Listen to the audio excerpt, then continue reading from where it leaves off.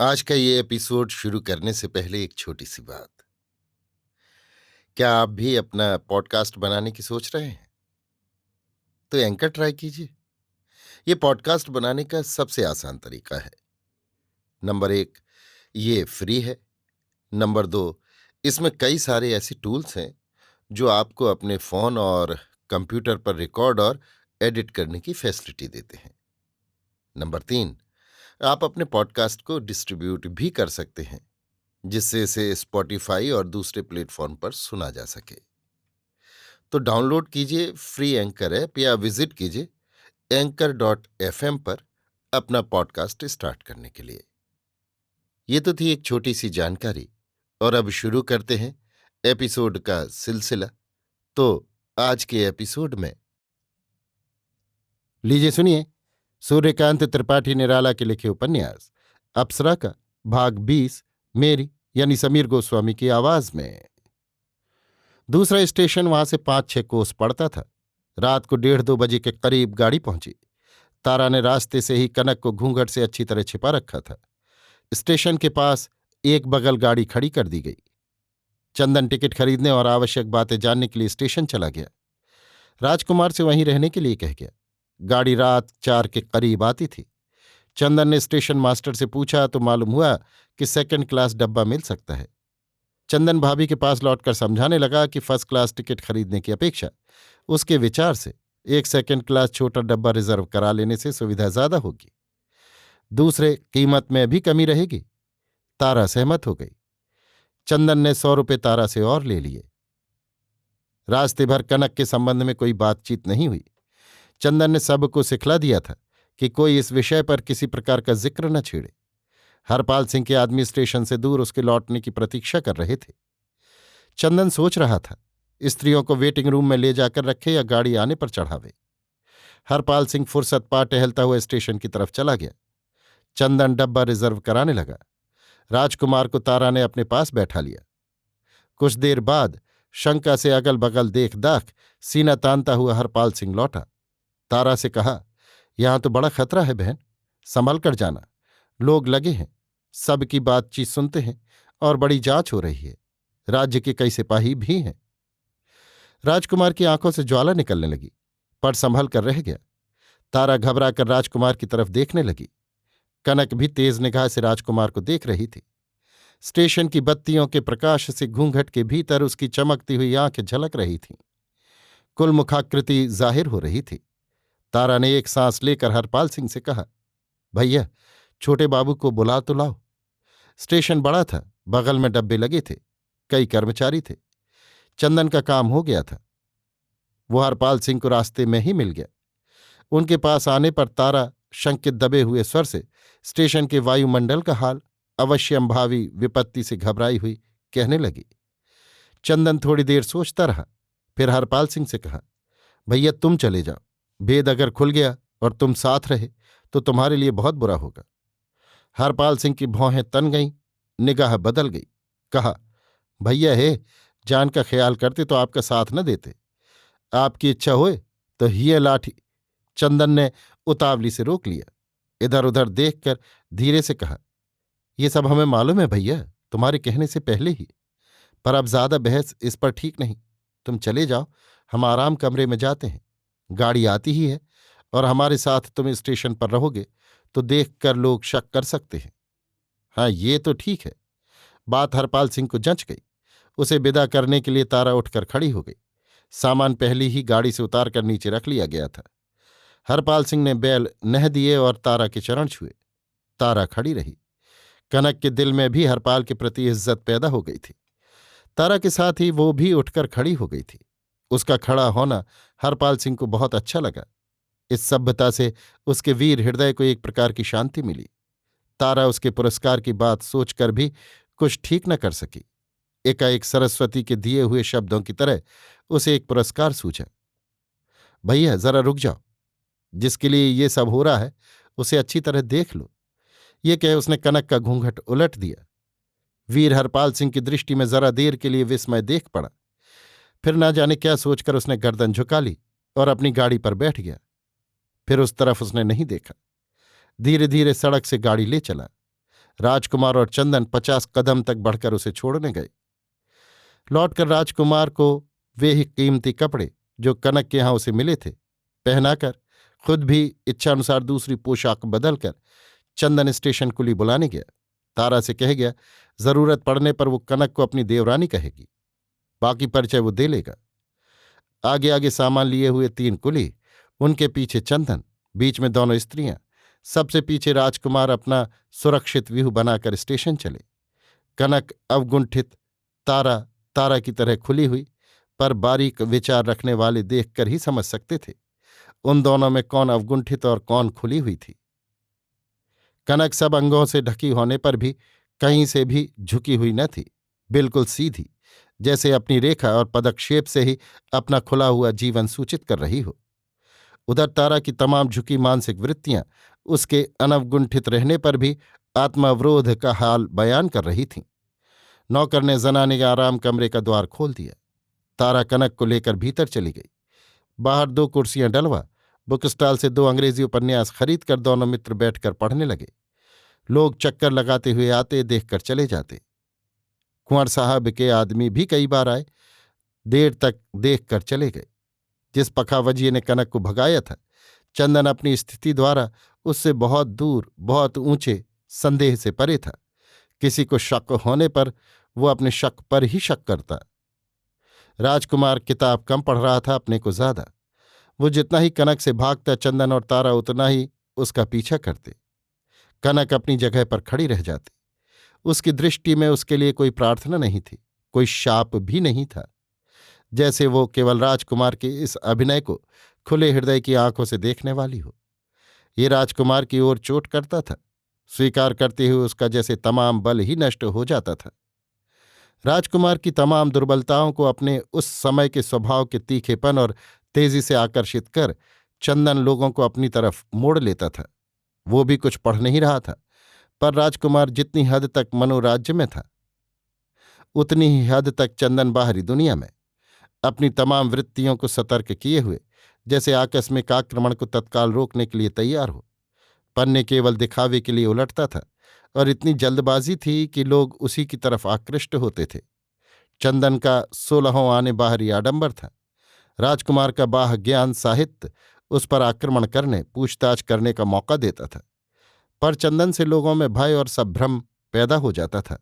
वे त्रस्त हो जाते थे और खिंचते भी थे उसी की तरफ पहले। वहां जिसकी खोज में स्टेट के आदमी थे, चंदन जैसे उस समय के आदमी से उसकी पूछताछ बेअदबी तथा मूर्खता थी, और स्टेट की भी इससे बेइज्जती होती थी। कहीं बात फैल गई, शंका थी कहीं ये कोई बड़ा आदमी हो। पाप था, हिम्मत थी नहीं।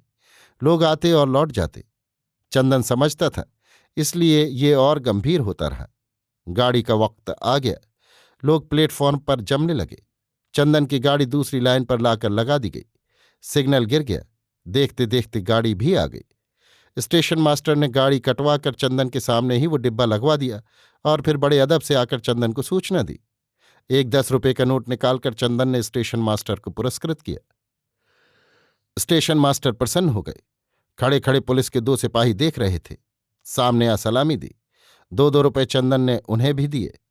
चंदन ने तारा को चढ़ने के लिए बाहर ही से आवाज दी, भाभी चलिए। सिपाहियों ने आदमियों को हटाकर रास्ता बना दिया। हटाते वक्त 2-1 धक्के स्टेट के आदमियों को भी मिले। कुली लोग सामान उठा उठाकर डब्बे में रखने लगे। चंदन ने खिड़कियां बंद करा दी। दरवाज़ा चपरासी ने खोल दिया। तारा कनक को साथ लेकर धीरे धीरे डिब्बे के भीतर चली गई। चंदन ने कुलियों और चपरासियों को भी पुरस्कार दिया। राजकुमार भी भीतर चला गया। चंदन के चढ़ते समय पुलिस के सिपाहियों ने फिर सलामी दी। चंदन ने 2-2 रुपये फिर दिए और भीतर चढ़ गया।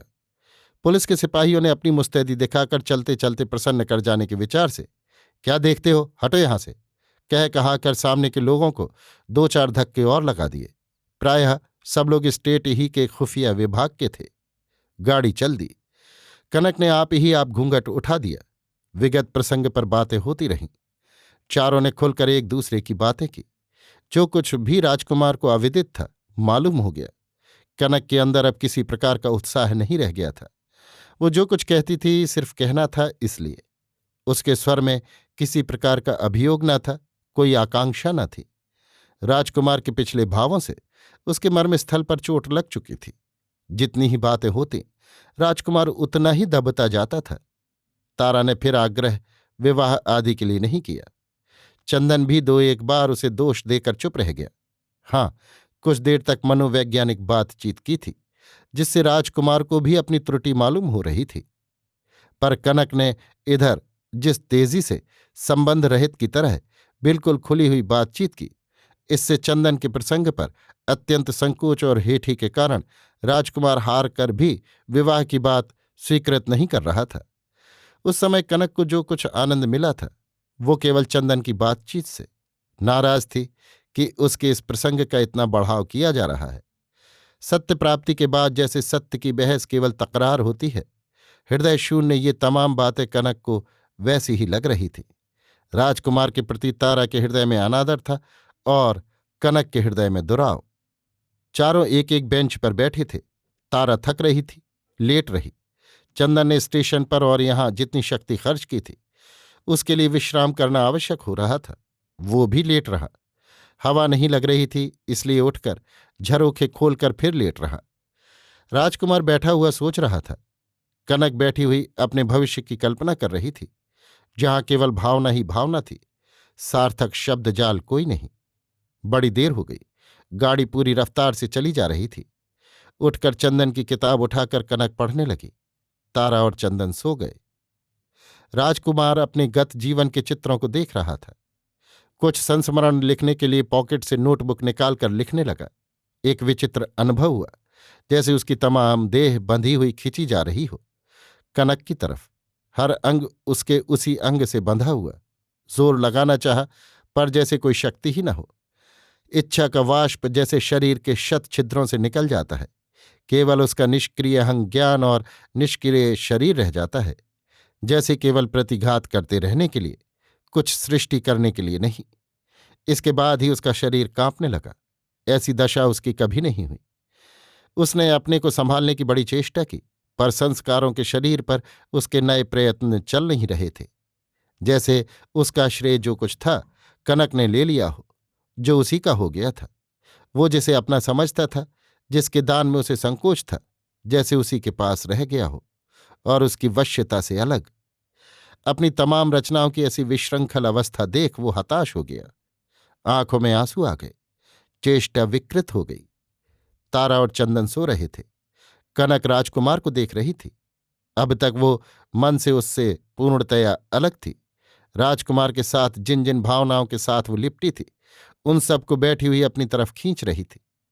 कभी कभी राजकुमार की मुख चेष्टा से उसके हृदय की करुणाश्रित सहानुभूति उसके स्त्रीत्व की पुष्टि करती हुई राजकुमार की तरफ उमड़ पड़ती थी। तब राजकुमार की क्षुब्ध चित्त वृत्तियों पर एक प्रकार का सुख झलक जाया करता था। उसे कुछ सांत्वना मिलती थी। नवीन बल प्राप्त कर वो अपने समर के लिए फिर तैयार होता था। कनक रह रहकर खुद चलकर अपनी निर्दोषता जाहिर कर एक बार फिर अंतिम बार के लिए प्रार्थना करने का निश्चय कर रही थी। लज्जा और मर्यादा का बांध तोड़कर उसके स्त्रीत्व का प्रवाह एक बार फिर उसके पास पहुंचने के लिए व्याकुल हो उठा। पर दूसरे ही क्षण राजकुमार के बुरे बर्ताव याद आते ही वो संकुचित हो जाती थी। जब कनक के भीतर सहृदय कल्पनाएं उठती थी, तब राजकुमार देखता था कनक उसके भीतर उसकी भावनाओं से रंगकर अत्यंत सुंदर हो गई है। हृदय में उसका उदय होते ही एक ज्योति प्रवाह फूट पड़ता था। स्नेह, सहानुभूति और अनेक कल्पनाओं के साथ उसकी कविता सुंदर तरंगों से उसे बहलाकर बह जाती थी। गाड़ी आसनसोल स्टेशन पर खड़ी थी। राजकुमार बिल्कुल सामने की सीट पर था। डब्बे के झरोखे खुले हुए थे। गाड़ी को स्टेशन पहुंचे 10 मिनट के करीब हो चुका था। कनक का मुंह प्लेटफॉर्म की तरफ था। बाहर के लोग उसे अच्छी तरह देख सकते थे और देख रहे थे। प्लेटफॉर्म की तरफ राजकुमार की पीठ थी। राजकुमार चौंक पड़ा जब एकाएक गाड़ी का दरवाजा खुल गया। कनक सिकुड़कर शंकित दृष्टि से आदमी को देख रही थी। घूंघट काढ़ना अनभ्यास के कारण उसके शंकित स्वभाव के प्रतिकूल हो गया। दरवाजे के शब्द से राजकुमार की चेतना ने आंखें खोल दी। झपट कर उठा। एक परिचित आदमी देख पड़ा। कनक ने तारा और चंदन को जगा दिया। दोनों ने उठकर देखा, एक साहब और राजकुमार दोनों एक दूसरे को तीव्र स्पर्धा की दृष्टि से देख रहे थे। तुम शायद मुझे नहीं भूले, हैमिल्टन, राजकुमार ने अंग्रेजी में डपट कर कहा। साहब देखते रहे। साहब के साथ एक पुलिस का सिपाही और स्टेशन मास्टर तथा और कुछ लोग, स्टेशन के और कुछ परिदर्शक एकत्र थे। साहब को बुरी तरह डांटे जाते देखकर स्टेशन मास्टर ने मदद की। इस डब्बे में भगाई हुई औरत है, वो कौन है? है नहीं, है कहिए, उत्तर तब मिलेगा।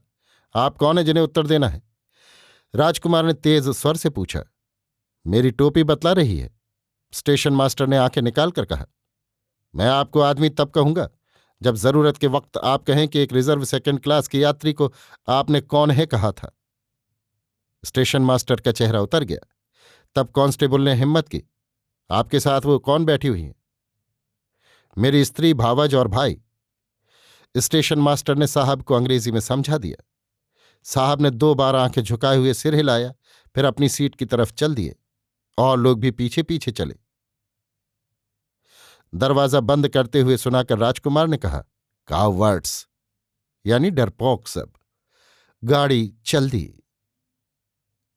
अभी आप सुन रहे थे सूर्यकांत त्रिपाठी निराला के लिखे उपन्यास अप्सरा का भाग 20, मेरी यानी समीर गोस्वामी की आवाज में।